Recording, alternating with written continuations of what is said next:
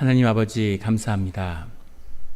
주의 말씀을 듣고자 저희가 예배 가운데 모였습니다. 우리 마음의 기도와 우리 마음의 묵상이 주님께 연락되기로 원합니다. 감사드리며 예수 그리스도의 이름으로 기도드렸습니다. 아멘. 주님께서는 오늘 말씀을 통해서 하나님의 나라에 대해서 우리에게 말씀하고 계십니다. 하나님의 나라, 복음의 가장 중심된 내용이고 하나님이 선포하시는 복음의 중심에 하나님의 나라가 있죠. 하나님의 통치가 임하며 하나님이 우리와 함께 하시는 하나님의 나라, 그 나라는 어떤 것일까요? 그 하나님의 나라에 대한 주님의 말씀 가운데 큰 깨우침이 있는 오늘 이 예배가 되기를 예수 그리스도 이름으로 축원합니다. 주님께서는 주님이 다스리시는, 하나님이 다스리시는 그 나라가 하나님의 나라가 된다고 그 제자들에게 가르치셨죠. 그런데 그 제자들은 하나님의 나라에 대해서 계속 궁금해하고 묻고 있는 겁니다. 하나님의 나라는 무엇일까요? 예수님이 통치하는 예수님의 나라가 하나님의 나라라면 우리 교회는 물론 하나님의 나라겠죠. 그리스도가 머리가 되시는 그리스도의 몸된 교회는 하나님의 나라입니다. 그런데 누구도 이것이 하나님의 나라라고 만족할 수 없는 거죠. 하나님의 나라는 무언가 더 달라야 되지 않을까? 주님은 하나님의 나라가 이 땅에 임했고 또 하나님의 나라가 이 땅에 임할 것이고 하나님의 나라가 미래에 이 땅에 임하게 된다고 말씀하십니다. 하나님의 나라는 어떤 나라일까요? 왜 존재하며 변화되며 또 우리가 기다려야 하는 그 하나님 나라의 비밀이 무엇인지를 오늘 주님은 비유를 통해서 말씀하고 계시는 거죠. 오늘 주님께서는 33절에 이러한 많은 비유로 그들이 알아들을 수 있는 대로 말씀을 가르쳤다고 말씀하시고 34절에는 비유가 아니면 말씀하지 아니하시고 이렇게 말씀하고 계십니다. 왜 하나님 나라를 비유로 전해야 하는지, 하나님 나라를 만약에 주님께서 그냥 설명하셨다면 그것을 알아듣는 사람도 있고 못 알아듣는 사람도 있었겠죠. 또 알아듣는 사람 가운데는 그것을 오해하고 예수님의 가르침을 멋대로 왜곡하는 사람도 있었을 겁니다. 그런데 주님은 비유로 말씀하셨기 때문에 그 이야기를 듣는 자들마다 그 이야기를 우리의 삶 가운데서 고민하게 되는 거죠. 그것이 복음의 이야기입니다. 누구나 접해야 하는, 누구나 자신의 삶 가운데 그 이야기의 의미가 무엇인지를 고민하게 되는 그 깨달음을 더해가고 더 깊이 이해할수록 그 비유 가운데, 그 이야기 가운데 주님을 영접하게 되는 것, 이것이 복음의 이야기고 오늘의 비유가 증거하는 하나님 나라의 이야기죠. 주님 오늘 그 하나님의 나라의 이야기를 시작하시는 겁니다. 26절에 또 이르시되 하나님의 나라는 사람이 씨를 땅에 뿌림과 같으니, 하나님의 나라의 비유는 사람이 씨를 땅에 뿌림과 같다고 말씀하시는 거죠. 그 씨를 땅에 뿌리는, 하나님이 그 씨의 주인이 되시고 성스러운 씨앗을 준비하시고 그 씨앗의 역사를 시작하시는데 하나님 나라의 역사가 사람이 씨를 땅에 뿌린과 같다고 말씀하시는 거죠. 그 씨를 사람이 뿌려야 한다고 주님이 말씀하고 계시는 겁니다. 그 가능성이 주님께 온 것이라면, 모든 씨앗이 주님께로부터 비롯된 것이라면 왜 주님이 직접 씨를 뿌리지 않으시고 만나처럼 하늘에서 그 성스러운 씨앗을 뿌리지 않으시고 굳이 이 불완전한 죄 가운데 있는 사람들을 불러서 사람에게 그 씨를 땅에 뿌리라고 말씀하실까? 이것이 하나님 나라를 향한 우리의 오늘의 도전의 말씀입니다. 왜 사람이 뿌리는 하나님 나라의 씨앗이 있어야 하는지. 27절에 그가 밤낮 자고 깨고 하는 중에 씨가 나서 자라되 어떻게 그리 되는지를 알지 못하느니라. 씨를 뿌렸는데 씨가 변화되고 씨가 자라나는 것, 그것이 어떻게 되는지를 알지 못하는 거죠. 이것은 신비입니다. 그 생명이 씨앗에 그 가능성이 감추어져서 그 씨앗이 땅에 뿌려지면 그것이 무럭무럭 자라게 되고 그 씨앗에 숨겨져 있던 가능성이 피어나게 되는데 그 모든 과정은 주님이 역사하시는 주 안에 있는 생명의 신비라는 것을 우리에게 말씀하고 계시는 거죠. 이 신비가 풀어지는 우리 모두의 삶의 자리가 되기를 예수 그리스도의 이름으로 축원합니다. 그런데 이 씨앗의 역사에는 28절에 땅이 스스로 열매를 맺되 하나님의 섭리 가운데 그 씨앗이 자라서 열매를 맺게 되는데 처음에는 싹이요, 다음에는 이삭이요, 그 다음에는 이삭의 충실한 곡식이라. 그 씨앗이 자라나야 된다는 거죠. 이것이 생명이라면 매일매일 변화되고 매일매일 자라나야 된다는 겁니다. 처음에는 씨앗이었지만 싹이 되고, 그 다음엔 이삭이 되고, 그 다음엔 이삭의 충실한 곡식으로 자라나는 것, 이것이 씨앗의 비밀이라는 거죠. 하나님의 나라도 그 씨앗을 뿌린 뒤에 그것이 자라나야 한다는 겁니다. 우리의 신앙이 자라나야 되고 우리의 공동체의 믿음이 자라나야 하는 거죠. 조금씩 자라날 수도 있고 많이 자라날 수도 있겠죠. 하지만 분명한 것은 오늘은 어제와 달라야 됩니다. 신앙의 길을 가는 사람은 1년 전과 10년 전과 오늘의 내 삶은 달라야 하는 거죠. 매일 똑같은 자리에 있다면, 삶이 변화하지 않는다면 그것은 죽어 있는 겁니다. 살아있는 생명은 변화하고 자라야 되는 거죠. 주님은 그 생명이 반드시 자라나야 된다고 우리에게 말씀하고 있습니다. 늘 주님의 뜻 가운데서 삶이 자라나는 우리 공동체와 교회가 되기를 예수 그리스도의 이름으로 축원합니다. 그 삶이 자라나야 되고 29절에 열매가 익으면 곧 낫을 대나니 이는 추수의 때가 이르렀습니다. 그 열매가 익으면 단순히 익기 위해서 그 열매를 위한 자람이 아니라 그 열매를 추수할 때가 온다는 거죠. 주님이 낫을 댄다고 말씀하고 있습니다. 낫을 대서 그 열매를 심은, 그 씨앗을 심은 주님의 뜻이 주 가운데서 추수할 때가 반드시 있다는 겁니다. 우리의 삶에는 목적이 있고 우리 공동체 가운데도 주님이 추수하시는 분명한 그 자라남의 목표가 있다는 거죠.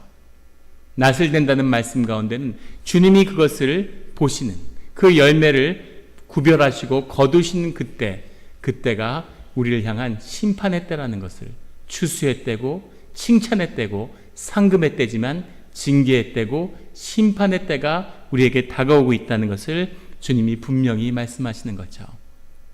하나님의 나라가 우리 가운데 함께 한다는 겁니다. 보이지 않는 하나님의 나라의 역사를 보고 그 길을 따른다는 것은 결코 쉬운 일이 아니죠. 2005년에 만들어진 리들리 스캇이라고 하는 미국의 그런 거장 감독이 만든 킹덤 오브 헤븐이라는 영화가 있습니다. 말 그대로 하나님 나라라는 영화죠. 1187년에 있었던 이스라엘 공방전, 무슬림들이 예루살렘을 빼앗기 위해서 쳐들어왔을 때 그것을 지키기 위해서 싸웠던 성전 기사단과 구호 기사단의 그 전쟁 이야기, 그것을 다룬 영화입니다. 완벽한 고증에 중세의 전쟁을 가장 완벽하게 구현했다는 그런 극찬을 듣는 영화죠. 그 주제가 예민했기 때문에 무슬림에게도 기독교들에게도 굉장한 도전이 되었던 영화입니다. 이 영화의 시작은 한 프랑스 시골에서 시작되죠. 그 프랑스 시골에 발리앙이라고 하는 한 청년이 살고 있습니다. 그 발리앙은 대장장이로 대장간에서 일을 하는 농노예요. 그런데 어느 날 그 아들에게, 그 사람에게, 발리앙에게 아버지, 예루살렘에서 구호기사단의 지도자고 예루살렘의 영주로 있는 아버지 고프리가 찾아오죠. 아버지는 자기에게 아들이 있었다는 것을 모르는데 숨겨진 사생아들이 있다는 소식을 늦게 접하고 아들을 찾으러 온 겁니다. 그 아들을, 발리앙을 데려가려는 아버지 고프리에게 발리앙이 얘기하죠. 저는 농노입니다. 우리 영주에게는 이 땅에서 거하는 모든 것에 대한 권리가 있습니다. 그러자 아버지 고프리가 아들 발리앙에게 나에게도 권리가 있다. 나는 네 아버지다. 그리고 아들을 데려가죠. 이 땅에 묶여 살지만, 이 땅에 온갖 권리에 묶여 있지만 그 무엇보다도 우선하는 것이 아들을 향한 아버지의 권리임을 보여주는 그런 좋은 비유입니다. 아버지를 따라서 예루살렘을 향한 모험으로 십자군의 모험을 시작하죠. 십자군의 모험 끝에 예루살렘에 도착해서 예루살렘을 지키기 위한 온갖 우여곡절 끝에 발량은 점점 자라나죠. 성전 기사단과 구호 기사단이 예루살렘군에게 대패하고 마지막에 예루살렘이 포위된 그 공성전을 열부 남지 않은 패잔병들과 아녀자들, 어린아이들 끌어모은 이 발리앙이 그 수비전을 주도하고 있는 겁니다. 역사에 실제 있었던 사건이죠. 신출귀몰한 자기에게 숨어있던 더 큰 나라를 발견하고 그 성을 지키기 위한 그 전쟁을 성공적으로 이끌죠. 예루살렘 공방전이 끝난 다음에 발리앙을 찾아서 새롭게 도착한 십자군의 지도자 영국의 리차드 왕이 찾아오죠. 발리앙의 전설을 듣고, 그리고 발리앙에게 함께 싸우자고 이야기합니다. 근데 발리앙은 예루살렘을 떠나면서 이렇게 얘기하죠.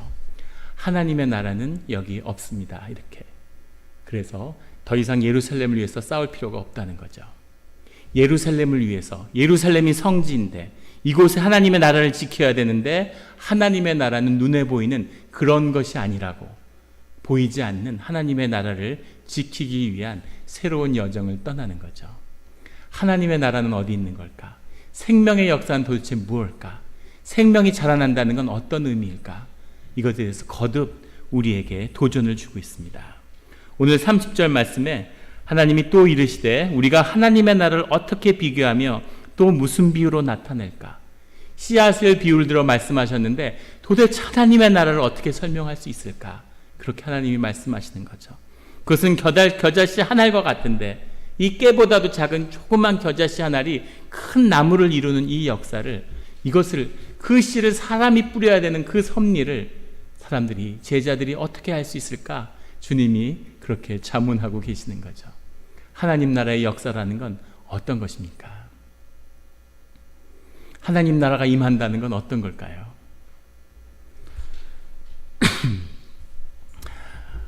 얼마 전에 다큐멘터리를 한 편 봤어요. 아이들, 영재들에 대한 다큐멘터리입니다. 아이들이 태어나면서부터 특별한 재능을 가진 아이들을 발굴해서 그 아이들이 자라나는 과정을 추적하는 그런 다큐멘터리죠. 한 중국계 어린아이인데 10살짜리 어린아이예요. 이 어린아이가 10살짜리 아이가 피아노를 치는데 이 아이의 피아노 연주가 세계적인 거장들과 사실 어떻게 다른지 제 귀로는 도저히 분별할 수 없더라고요. 못하는 곡이 없고 완전히 천재적인 그런 피아노 실력을 갖고 있는 겁니다. 어머니는 이 아이의 재능을 개발시키기 위해서 모든 직장을 그만두고 아이만을 따라다니는 거죠. 그리고 모든 가족이, 온 가족이, 대가족이 다 그 아이의 성공을 위해서 재정적인 도움을 주고 있습니다.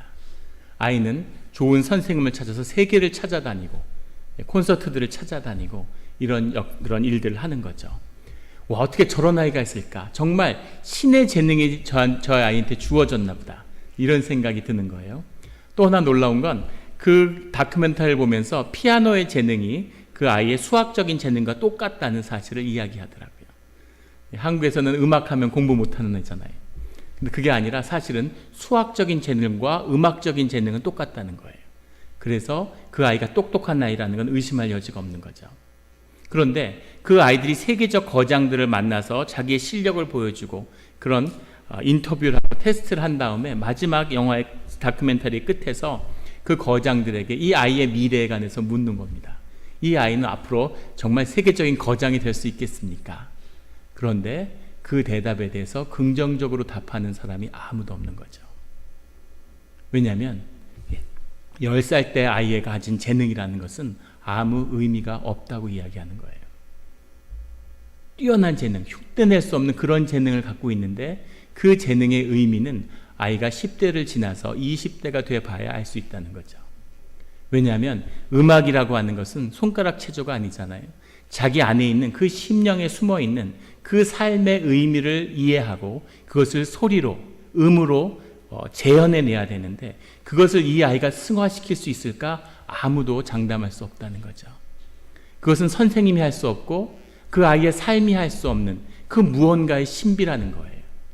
이 아이가 어떠한 삶을 살지 알 수 없지만 그 재능이 꽃을 피울 수도 있고 그렇지 않고 그냥 평범한 피아노 잘 치는 청년이 될 수도 있다는 거죠. 30이 됐을 땐 이 아이가 피아노를 치든지 안 치는지 아무런 의미가 없을 수도 있다. 이렇게 이야기하는 거죠. 그 누구도 모르는 생명의 신비, 재능의 신비. 어떻게 하면 이 뿌려진 씨앗의 의미가 자라나는 큰 나무를 이루는 겨자씨와 같은 그런 역사를 이룰 수 있을까? 이것이 우리를 향한 도전인 거죠. 그 다큐멘터리를 보면서 예전에 섬겼던 교회의 한 집사님의 간증이 기억이 났습니다. 그 집사님이 어떤 간증을 하시냐면 그 집사님은 평생을 재무부 공무원으로 이제국에서 활동을 한 그런 아주 엘리트 공무원이셨어요. 그분이 자신의 간증을 얘기하는 거죠. 6.25 직후에 부산에서 산동네, 달동네에 있는 아주 작은 교회를 섬기셨답니다. 그 교회에서 자라났는데 그 교회가 아주 단단하고 즐겁고 기쁨이 있는 가족 같은 공동체였다는 거죠. 그런데 사람이 없고 인재가 없는 거죠. 그래서 중학생들이, 고등학생들이 주일학교에 교사를 했답니다. 당신도 고등학교 때 어린이 주일 성경학교에 반사라고 불렀는데 이제 교사로 봉사하고 있는 거죠. 그런데 그 아이들을 키우는 가운데 한 아이가 특별히 자신의 마음에 늘 걸렸다는 거예요. 그 아이는 교회 반주자 집사님의 아들인데, 교회 반주자 집사님은 남편을 일찍 여의고 그리고 정말 찌질이 고생 끝에 아이를 키우고 있는데 그 아이가 재능이 있는 거죠. 근데 신기한 것은 그 교회에 오르간도 그 당시 구경하기 힘들던 세상에 교회에, 작은 교회에 피아노가 있었다는 거예요. 그래서 반주자 집사님 피아노를 치는데 그 집사님의 아들이 그 집사님한테 반주자에게 피아노를 배워서 피아노를 치는 거죠. 근데 피아노를 아주 기가 막히게 쳤답니다. 피아노를 치는 걸 보고 사람들이 다 신기해하고 좋아하고, 그래서 아주 교회의 자랑이었는데 애가 이제 국민학교를 졸업할 때가 된 거죠. 국민학교를 졸업하는데, 그런데 아이가 더 이상 공부를 할 수 있을지, 피아노를 계속 배웠는데 이제는 어머니가 가르칠 수 있는 수준으로 넘어간 거죠. 그래서 새로운 피아노 선생님을 구해야 되는데 어디서 피아노 선생님을 구하겠습니까? 돈도 없고 중학교나 제대로 마칠 수 있을지 기약할 수 없는 그런 형편이라는 거죠. 그래서 중고등학교에 그 선생님들이 모여서 회의를 했는데, 우리 이 아이를 어떻게 공부를 더 시킬 수 있을까? 애를 어떻게 우리가 공부를 도와줄 수 있을까? 그걸 의논했다고 그래요. 그래서 그 의논한 결과 우리가 이 아이를 위해서 같이 돈을 좀 모으자, 장학금을 같이 거두자, 이렇게 뜻이 모아져서 같이 광고도 하고 아이를 공부시키기 위해서 돈을 모은다고 해서 교회에서 돈을 모았대요. 돈이 생각보다 많이 모였답니다. 사람들의 마음이 움직인 거죠. 그래서 돈을 다 결산했는데 그 회의에서 다시 선생님들이 그런 이야기를 하는 거죠. 중고등학교 학생들이 이 돈으로 얘가 얼마나 더 공부를 할 수 있겠느냐, 그런 회의가 오더라는 거죠. 피아노를 몇 달이나 배울 수 있겠으며 중학교 공부를 마친 다음에 또 어떡하겠냐, 이 돈 갖고는 부족하다, 이런 마음이 왔다는 거예요. 그래서 기도하면서 주신 마음의 도전대로 우리가 이 돈을 그냥 아이를 위해서 쓸 게 아니라 이 돈을 투자해서 더 큰 돈을 벌자, 이런 마음을 주셨답니다. 그래서 피아노 콘서트를 열고 그 콘서트에 오는 사람들에게 돈을 걷어가지고 피아노 공부할 돈을 마련하자고 그렇게 뜻이 모아졌다는 거죠. 그래서 이야기가 더 커진 거죠. 하는 김에 우리 한번 제대로 해보자. 그리고 부산에서 제일 큰 백화점에 제일 위층에 있는 콘서트홀을 빌렸답니다. 콘서트홀을 빌리고 전단지를 붙이고 포스터를 붙이고 전단지를 배부하고 학교만 갔다 오면 신이 나서 돌아다니면서 그걸 다 동네에 퍼뜨렸대요. 신문사마다 매일 전화를 걸어서 여기 피아노 신동이 있으니까 그 연주회로 와서 좀 취재해달라고 신문사마다 전화를 했다는 거죠. 그리고 그 연주회가 하루 앞으로 다가온 거죠. 그 준비를 점검하기 위해서 중고등학생들이 다 모인 거죠, 교사들이. 그런데 갑자기 가슴에 덜컥 겁이 나더라는 겁니다. 왜냐하면 그 누구도 그 아이 말고는 피아노 연주한 걸 들어본 적이 없는 거죠. 도대체 얘가 피아노를 얼만큼 연주하는 건지, 피아노를 배우면 다 그 정도 하는 건지, 사실은 한 체르니 30번 치는데 콘서트홀에서 모아놓고 도대체 뭐 하는 거야, 이런 반응이 나오지 않을까, 그런 거죠. 그 누구도 얘가 사실은 피아노를 얼마나 치는지, 진짜 잘 치는 건지, 얘가 재주가 있는지 아무도 장담할 수 없는 거죠. 근데 마음속에 우리가 무슨 짓을 한 거지, 이런 두려움이 들더라는 거죠. 그래서 그 안타까운 마음으로 눈물의 기도를 밤새 했다는 거예요. 이 콘서트를 성공적으로 마쳐서 아이에게 공부할 수 있는 길을 열어달라고 그 형들이 모여서 밤새 기도를 한 거죠. 형들과 누나들이. 그 기도를 마치고 다음날 두렵고 떨리는 마음으로 콘서트장을 향해서 콘서트가 드디어 열린 거죠. 콘서트를 마치고 다음날 조간지가 배포됐는데 일면에 대문짝 마당에 부산에 피아노 천재가 나타났다는 그런 머리 기사가 떴대요. 그 기사를 보고 서울에 있는 한 사립대학의 창립자가 내려와서 직접 연주를 들어보고 그 아이를 데려다가 줄리어드 음대에 유학을 시킨 거죠. 그것이 우리가 아는 음악가 백건우 씨의 음악가 피아니스트, 20세기가 낳은 가장 위대한 피아니스트라는 백건우 씨의 이야기입니다. 그 백건우라는 한 아이가 피아노를 시작하게 된 그런 이야기죠. 음악을 좋아하는 분이라면 로지나 레빈, 빌헬름 캠프의 제자로 알려져 있고, 피아노의 음을 종교적인 차원으로, 음의 구현을 종교적인 차원으로 승화시켰다, 그런 평가를 듣죠. 별로 공감하지 않는 얼굴 하는 분들은 영화배우 윤정희의 남편이다, 이러면 더 기억나실지 모르겠습니다. 그런 피아니스트, 그렇게 세계의 사랑을 받고 프랑스에서 기사자기를 받고 프랑스에서 계속 귀화를 요구하는데도 한국 국적을 지키고 있다 그러죠.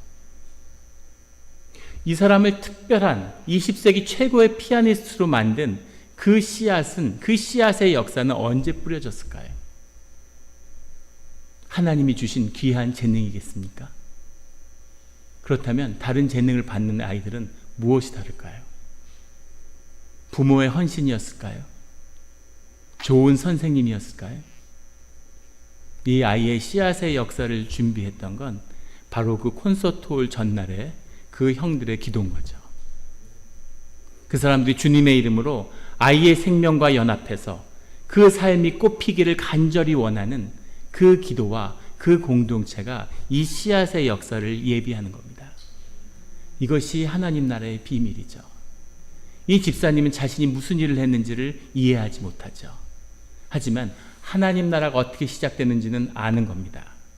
이분이 재무부에 26살의 나이로 사무관으로 갔는데 정말 왕 같은 느낌이 들더래요. 우리나라에서 가장 성공하고 가장 출세한 20대의 젊은이가 된 거죠.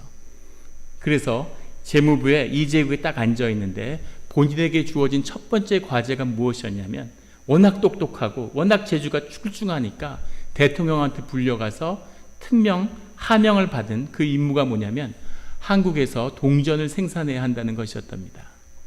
동전을 생산해야 되는데 한국에 기술이 없으니까 동전을 다 수입하는 거예요. 세계에서 가장 가난한 나라에서 돈을 못 만들어서 돈을 수입하는데 그 수입하는 액면가가 돈의 그 액면가보다 더 크다는 거죠. 그 돈을 수입할수록 더 적자가 나는, 안 그래도 못 사는데 희망이 없는 거죠. 대통령이 무슨 일이 있더라도 10년 안에 이 동전을 국산화하라고 그런 명을 받았대요. 그래서 그 당시에 동전을 생산하는 세계 10여 개국을 직접 다 찾아다니면서 방문했답니다. 독일 같은 나라에 가니까 정말 압도되더래요. 그런데 완전히 좌절한 건 미국을 방문해서 이 26살의 청년이 미국의 FRB 의장을 면담했다는 거죠. 그 전에 석 달 동안 중앙정보부에서 몰래 사진 찍고 녹음하고 이런 기술을 다 배웠대요. 그래서 만나면 다 녹음하고 보는 자재마다 다 사진 찍고 몰래. 그래서 와서 어떻게든 재현해 보려고. 근데 FRB의 화폐 이 소를 방문했는데 완전히 거기서 의욕을 상실했다는, 완전히 좌절하는 그런 마음이 들더라는 거. 너무 압도적이고 너무 자동화되어 있고 기계가 너무너무 좋은데 그걸 보면서 아, 우리나라는 안 되겠구나. 우리나라는 도저히 따라갈 수 없겠구나. 동전을 생산 못하겠구나. 이런 좌절하는 마음이 들더라는 거죠. 밤에 돌아와서 눈물의 기도를 했답니다. 하나님, 한 번만 우리 대한민국 이 불쌍한 식민지에서 해방된 이 나라에 기회를 한번 주시면 안 되겠습니까? 우리 기도하는 가운데 동전을 한번 생산할 수 있는 그런 기회를 한번 주시면 안 되겠냐고 열심히 기도했다는 거죠. 수천만이 사는 그런 나라인데 동전을 그 코팅하는 유기기술자가 단 한 명도 없더라는 거예요. 그래서 재무부 사무관인데 일본에 유학 가서 유기기술을 배웠대요. 본인이. 유기기술자 한 명이 없어서. 이런 나라가 세상에 어디 있겠냐, 이런 나라에 희망이 있겠느냐는 거죠. 그래도 유기기술을 배우면서 계속 기도했다는 거죠. 그런데 놀랍게도 기획했던 것보다, 최대치라고 생각했던 것보다 3년이나 빨리 동전을 우리나라에서 생산할 수 있게 됐다는 거죠. 더 놀라운 사실은 오늘날 지구상의 대부분의 나라의 동전을 다 한국에서 만들어 수출한다는 겁니다. 있을 수 없는 일, 이런 일은 될 수가 없는데, 그런데 그 씨앗을 뿌리면 하나님이 그 씨앗을 믿음 가운데 이루신다는 거죠. 사도 바울은 5개의 교회를 개척했습니다. 그 교회를 다 합쳐도 100명이 되지 않아요. 그 교회 가운데 아름다운 역사가 있는 게 아니라 갈등하고 분쟁하고 다투는 거죠. 속상한 바울이 그것을 향한 눈물의 편지를 쓴 것이 우리가 성경에서 읽는 고린도서입니다. 희망이 없을 것 같은, 여기서 뭐가 될 거겠나, 이런 마음이었겠죠. 그런데 그 기도하는 마음 가운데, 주님에게 헌신하는 삶 가운데 자기의 인생을 통해 뿌린 씨앗의 역사로 그 5개의 교회가 기독교의 역사를, 온 인류의 역사를 완전히 바꿔놓은 거죠. 이것이 하나님 나라의 비밀입니다. 주님이 그 모든 일을 이루시겠다고 우리에게 말씀하시죠.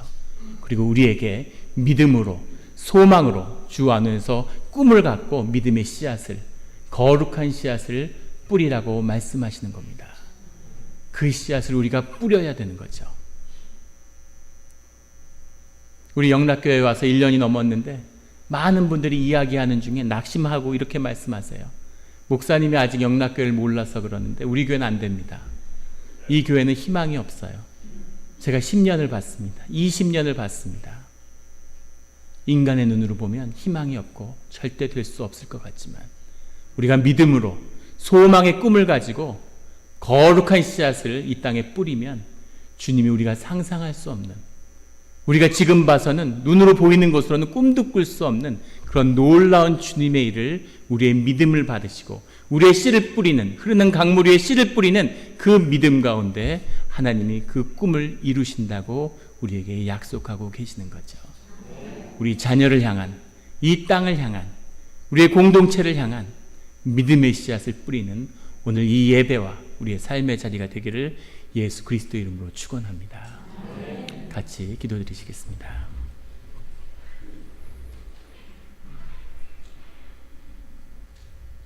하나님 아버지 감사합니다. 하나님이 세상을 바라볼 수 있도록 우리의 눈을 주셨는데 우리가 그 눈으로 세상을 바라보느라고 주님을 바라보지 못했음을 고백합니다. 세상의 위세에 놀라고 두렵고 무릎이 꺾이고 두려움에 떨지만 주님은 두려워하지 말라고 말씀하여 주시니 오늘 믿음으로 그 씨앗을 뿌리면 하나님의 놀라운 섭리의 역사가 그 씨앗에 싹을 틔우고 이삭을 맺고 열매를 연구는 그 역사를 주님이 이루겠다고 말씀하여 주시니 감사합니다. 주님의 말씀을 믿고 씨앗을 뿌리는 그 믿음을 허락하여 주시옵소서. 그 믿음으로 씨앗 하나를 내 삶의 자리에 뿌릴 수 있는 그런 헌신을 허락하여 주시옵소서.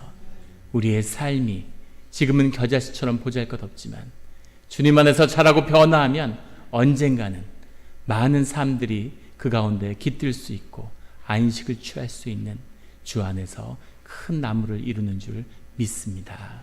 그런 나무들이 울창한 우리 영락교회와 우리 공동체의 그 축복을 보게 하여 주시옵소서. 감사드리며 예수 그리스도 이름으로 기도드렸습니다. 아멘.